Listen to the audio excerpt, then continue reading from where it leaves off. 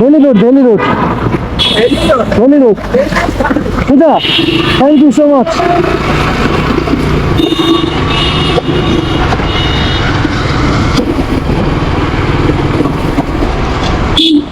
এই মামা, বেলি রোডটা কোন দিকে? বেলি রোড, এটা বেলি রোড,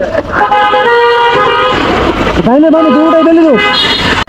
অচেনা জায়গায় বা যদি ভুল রাস্তায় আসেন তাহলে তো ভোগান্তি হবে।